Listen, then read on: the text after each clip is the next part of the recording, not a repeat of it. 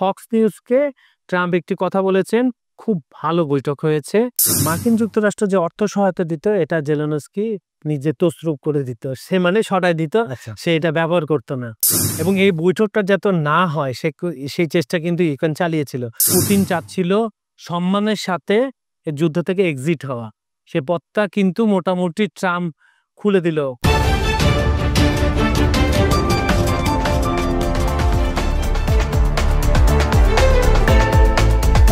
কাজল ভাই, আপনাকে বিশ্ব সংযোগে স্বাগতম। ধন্যবাদ। হ্যাঁ, আপনি জানেন গতকাল ট্রাম্প ওই দিনের মধ্যে রাত বাংলাদেশ সময় রাত 1টার দিকে একটা বৈঠক হয় ইউক্রেন ইস্যু নিয়ে। তো ওই বৈঠক সম্পর্কে যদি আপনি আসলে কি হলো এটা, আচ্ছা বৈঠকে কি হয়েছে এতক্ষণ পর্যন্ত সবাই জেনে গেছে। আমি একটু বৈঠকের পরে এবং বৈঠকের যে কিছু একটা বড় বৈঠক হওয়ার পরে তো অনেক ধরনের কথাবার্তা হয়। তো আজকে প্রায় 3.5 বছর হয়ে গেল এই যুদ্ধটা কন্টিনিউ হচ্ছে। এখানে কিন্তু আমাদের ভুলে গেলে চলবে না, ইউক্রেন কিন্তু একলা নাই। ইউক্রেনকে পুরা আপনার ইউরোপ সমর্থন দিচ্ছে, অর্থ সহযোগিতা করছে, অস্ত্র দিচ্ছে। পক্ষান্তরে মার্কিন যুক্তরাষ্ট্রও কিন্তু তাদের অস্ত্র দিচ্ছে। সমস্যাটা শুরু হয়েছিল ইউক্রেন ন্যাটোতে যোগ দেওয়ার আবেদনকে কেন্দ্র করে। রাশিয়ার কথা হচ্ছে তাদের যে সমুদ্রগুলো আছে সেই সমুদ্রের ম্যাক্সিমাম হচ্ছে আপনার বরফে ঢাকা থাকে। আর একটা যে সমুদ্র বন্দর যেখান থেকে ন্যাটো দাবি করছে ন্যাটোর সদস্য, সেটা থেকে তাদের ব্যবসা বাণিজ্য হয়। তো এই জায়গাটাতে যদি ন্যাটোতে যোগ দেয় ইউক্রেন, তাহলে মোটামুটি ইউরোপ দ্বারা রাশিয়া একদম পুরো ঘিরে যাবে। তখন রাশিয়ার জন্য ভবিষ্যতে যা সমস্যা হবে। আমরা বৈঠকে ফিরে আসি। জি, বৈঠকে আলাস্কা হয়েছিল। আলাস্কা আপনি জানেন 1867 সালে আপনার রাশিয়া মার্কিন যুক্তরাষ্ট্রের কাছে বিক্রি করেছিল। সেই আলাস্কায় কিন্তু একটা বেস ক্যাম্পে এই বৈঠকটা অনুষ্ঠিত হয়েছে এবং বৈঠকটা 30 ঘন্টা। আপনার একটা কথা মনে রাখতে হবে, বিশ্বের 2টা ক্ষমতাধর পারমাণবিক শক্তিধর দেশ যখন 3 ঘন্টা বৈঠক হয়, নিশ্চয়ই এখানে আলোচনা ফলপ্রসূ পুরোপুরি না হলে কিছুটা হয়েছে, নাহলে 3 ঘন্টা একটা আলোচনা চলতে পারে না। ট্রাম্প দাবি করছেন ফলপ্রসূ। এখন এই বৈঠকের পরে ওনারা যখন যৌথ বিবৃতি দেন, তখন কিন্তু ওনারা সাংবাদিকদের কাছ থেকে কোনো প্রশ্ন নেননি। পরে আপনার ফক্স নিউজকে ট্রাম্প একটি কথা বলেছেন, খুব ভালো বৈঠক হয়েছে। এখন খুব ভালো বৈঠক বলে পরবর্তীতে আরো উনি বিস্তারিত বলেছেন যে এই বৈঠকটা পরবর্তী বৈঠকের দিকে আমরা নিয়ে যাওয়ার জন্য পথটা তৈরি হলো। এখন আপনাকে মূল জায়গাটায় আসতে হবে। মূল জায়গাটা কি? ইউক্রেন। এখন ইউক্রেনের জেলেনস্কি ছাড়াতে বৈঠকটা পরিপূর্ণ হবে না। তো ট্রাম্প দ্বিতীয়বার যখন ক্ষমতায় আসলেন, তখন তিনি বলে আসেন তার প্রথম কাজটা হবে ইউক্রেন রাশিয়ার যুদ্ধটা বন্ধ করা, যেভাবে হোক। কেন মনে রাখা দরকার, উনি কিন্তু একজন ব্যবসায়ী। আমরা সবাই জানি যে ইউক্রেন থেকে খাদ্যশস্য ইউরোপে রপ্তানি হয়, ইভেন কি আমাদের বাংলাদেশেও আসে। তাদের যব, গম, ভুট্টা, তেল, সয়াবিন তেল। এবং ইউক্রেন আপনি যদি দেখেন সার্চ করে ইউটিউবে, যুদ্ধের আগে খুবই বিউটিফুল কান্ট্রি, খুব সুন্দর দেশ, শস্যে পরিপূর্ণ, রবি শস্য যেটা বলা হয় পরিপূর্ণ। এই যুদ্ধের ফলে কিন্তু আপনার খাদ্য ঘাটতি দেখা দিয়েছে। তো ইউক্রেনে, ইউরোপে এবং পৃথিবীর অন্যান্য দেশে যারা রপ্তানি করতে তাদেরই। তার রাশিয়াও চাচ্ছিল, পুতিন চাচ্ছিল সম্মানের সাথে যুদ্ধ থেকে এক্সিট হওয়া, সে পথটা কিন্তু মোটামুটি ট্রাম্প খুলে দিল বলা চলে। এখন আপনার প্রশ্ন হতে পারে, তাহলে আপনার এই যে 3 ঘন্টা বৈঠক হলো, কে কি বললো? ওই প্রসঙ্গে আমি আসি।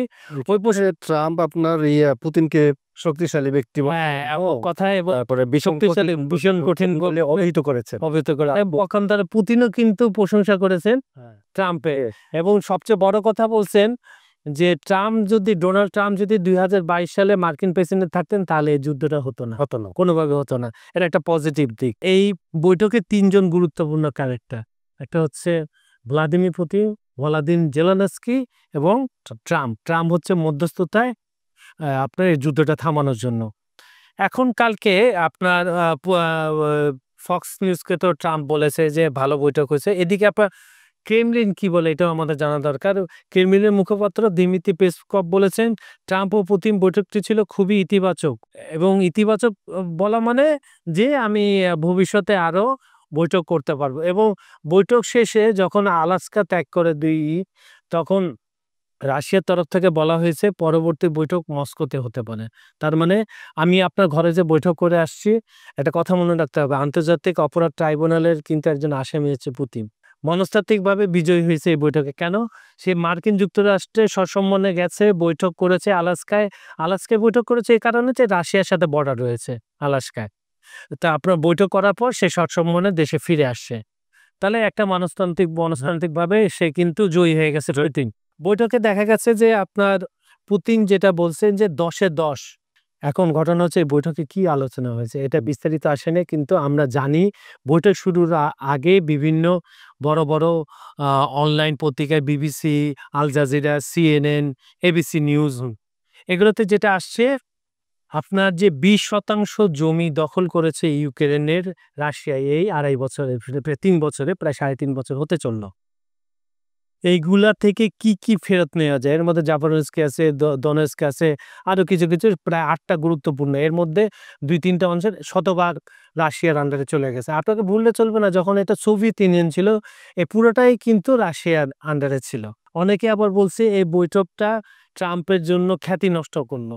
খ্যাতি নষ্ট এই করলো যে আপনার বিবিসির উত্তর আমেরিকান সংবাদদাতা অ্যান্থনি জুটসার তিনি বলেছেন যে মার্কিন প্রেসিডেন্ট ডোনাল্ড ট্রাম্প নিজেকে চুক্তির কারিগর হিসেবে উপস্থাপন করার চেষ্টা করে আসছিলেন। আলাস্কা বৈঠকে তার এই অবস্থান অনেকটাই নষ্ট হয়েছে। কেননা 3 ঘন্টা ধরে বৈঠক করে ডোনাল্ড ট্রাম্প বলেছেন চুক্তি সই না হওয়া পর্যন্ত বলা যাবে না যে কোনো চুক্তি হয়েছে।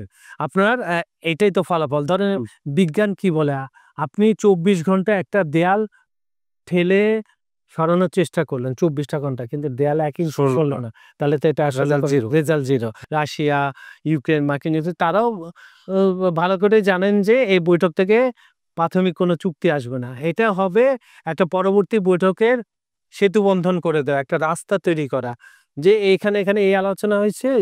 ট্রাম্প যেমন বৈঠক শেষে ফক্স নিউজকে বলেছে এখন আমি ইউরোপীয় ইউনিয়ন নেতা এবং জেলেনস্কির সাথে আলাপ করব।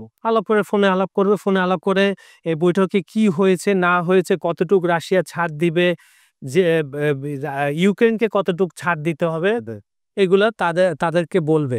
বলার পর তাদের মতামত নিয়ে পরবর্তী যে আরেকটা বৈঠক আমরা সবাই আশা করছি সেটা মস্কোতে হতে পারে ট্রাম্প এবং সেখানেও জেলেনস্কি কিন্তু থাকবে না এবং ইউরোপীয় ইউনিয়নও কিন্তু ফ্রান্সের প্রেসিডেন্ট ম্যাক্রো কিন্তু বারবার এই বৈঠকটা শুরু হওয়ার আগে বলেছে ভূমি পুরোটাই ফেরত দিতে হবে। মানে ট্রাম্পকে মোটামুটি পুতিন বলেন, ইউরোপীয় ইউনিয়ন বলেন, জেলেনস্কি চাপে রয়েছে, কিন্তু ট্রাম্প কখন কি করবে এটা তো বলা যায় না। এখন কিন্তু বাইডেন আবার জেলেনস্কির বিরুদ্ধে অনেক অভিযোগও এনেছিলেন। সেটা হচ্ছে মার্কিন যুক্তরাষ্ট্র যে অর্থ সহায়তা দিত এটা জেলেনস্কি নিজে তছরূপ করে দিত, সে মানে সরাই দিত, সে এটা ব্যবহার করতো না। প্লাস হচ্ছে যে সরঞ্জাম দিত এগুলো বিক্রি করে দিত তার বিরুদ্ধে, জেলেনস্কির বিরুদ্ধে। এবং ট্রাম্প মনে আছে আপনার বছরের শুরুতে হোয়াইট হাউসে জেলেনস্কির সাথে বৈঠক হয়েছে।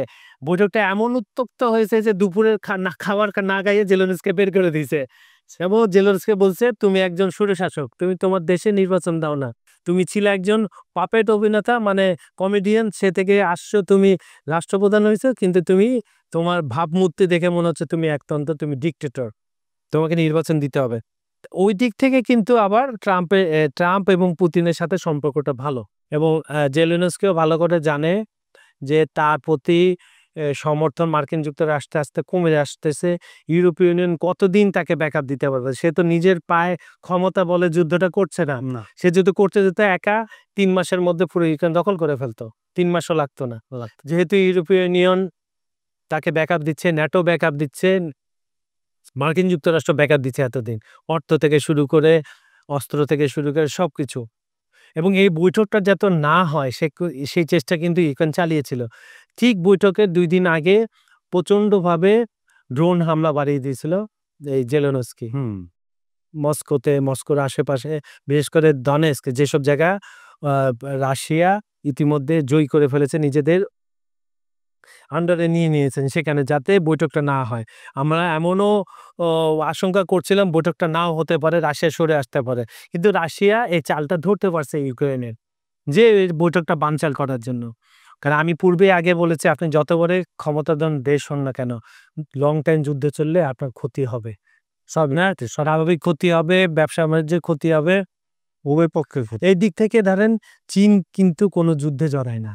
চীন সহযোগিতা করে, ইরানকে সহযোগিতা করে, পাকিস্তানকে সহযোগিতা করে, টেকনোলজি দেয়, অস্ত্র দেয়, অর্থ দেয়, কিন্তু সরাসরি কোনোদিন যুদ্ধে যায় না। তাদের ফোকাস হচ্ছে বাণিজ্য। যুদ্ধ তো কারোর জন্য কাম্য না, কাম্য না। কামনা। এবং মার্কিন যুক্তরাষ্ট্রের এই প্রেসিডেন্ট ডোনাল্ড ট্রাম্প তিনিও বুঝেছেন যদি একটা স্থিতিশীল ও পরিবেশ না থাকে তাহলে ব্যবসাটা হবে না। ব্যবসা না হলে মার্কিন যুক্তরাষ্ট্র ও পিছিয়ে পড়বে। আপনারা শুরু করেন, তাদের তো টেকনোলজির অভাব নাই, তাদের পণ্যের অভাব নেই, তারা তারা বিভিন্ন দেশে পণ্য রপ্তানি করে থাকে, খুব কম মার্কিন যুক্তরাষ্ট্র আমদানি করে। তাদের যে গার্মেন্টস শিল্প, তাদেরই কিন্তু প্রোডাক্ট আসে, আমরা মজুরি কম বলে বাইরে এসে আমাদের এখান থেকে প্রোডাকশনটা নিয়ে যায়, জিনিসপত্র কিন্তু তাদেরই আমাদের কর্মী থাকে করবে। তাহলে আপনার যদি বাংলাদেশ বা ভারত বা ভিয়েতনাম যদি অস্থিরতা থাকতো তাহলে তো এখানে এই ব্যবসাগুলো পড়তে পারতো না। ঠিক সেভাবে ইউক্রেনে বলেন, রাশিয়ায় বলেন, এবং যেসব জায়গায় সমস্যা আছে সেসব জায়গায় একটা ভালো পরিবেশ তৈরি হলে ভালো ব্যবসা হবে। দিন শেষে কিন্তু ডোনাল্ড ট্রাম্প একজন ব্যবসায়ী, তার ট্রাম্প সাম্রাজ্যের তিনি কর্ণধর। তিনি যখন ক্ষমতায় আসেন তিনি ওই যে মার্কিনীদের জন্য চাকরি, ব্যবসা বাণিজ্য এগুলোর দিকে ফোকাস করেন। এর জন্য তার সমর্থনটা এখনো রয়েছে আছে। সামনে 1 বছর পর নির্বাচন, দ্বিতীয়বারের মতো উনি যদি, আমার যেটা ধারণা, উনি যদি সাকসেস হন এই যুদ্ধটা বন্ধ করা, তাহলে আবার তাকে দ্বিতীয় দফায় নির্বাচিত হয়ে নির্বাচিত হতে পারেন এবং তিনি নোবেলও পেয়ে যেতে পারে। কিন্তু উনি দাবি উনি দাবি করতেছে শান্তিতে নোবেল প্রাইজ। শান্তিতে নোবেল। তো যেটা বলছিলাম কাউসার ভাই, আজকে এই গতকাল বৈঠকটা হয়েছে, এই নিয়ে আমরা আবার অনুষ্ঠান করব এবং এই যেহেতু আনুষ্ঠানিকভাবে 2 দেশের সাথে কোনো এবং আমরা জানিও না যে এই বৈঠকে কি নিয়ে আলোচনা হয়েছে, এগুলো সামনে আসবে, ওইগুলো থেকে আরো বোঝা যাবে আসলে বৈঠকটা কতটুকু সফল হয়েছে। সে বিষয়ে আমরা পরে জানতে পারবো, আগামীতে দেখা হবে। এবং কাউসার ভাই, আমার মনে হয় আপনার দর্শকরা মোটামুটি আজকের বিষয়বস্তু ক্লিয়ার হয়ে গিয়েছেন যতটুকু আমরা আলাপ করেছি। সুপ্রিয় দর্শক, এতক্ষণ আমাদের কাছ থেকে যে আলোচনা শুনছেন নিশ্চয়ই শুনতে পেয়েছেন। আজকে কাউসার ভাইয়ের তরফ থেকে নাহলে আমি আপনাদের কাছ থেকে বিদায় নিয়ে নিই, কি বলেন? আচ্ছা, আমাদের ভিডিওগুলো বরাবরের মতো লাইক, কমেন্ট ও শেয়ার করুন। আমাদের চ্যানেলটি সাবস্ক্রাইব করতে ভুলবেন না। আর আমাদের এখানে যদি আপনারা কিছু জানতে চান অবশ্যই আমাদেরকে জানান, আমরা চেষ্টা করব সেই বিষয় নিয়ে আপনাদের সাথে আলাপ আলোচনা করার। আর আপনারা ভালো থাকবেন, নিরাপদে থাকবেন। আমার আর কাউসার ভাইয়ের তরফ থেকে ধন্যবাদ এতক্ষণ আমাদের সঙ্গে থাকার জন্য।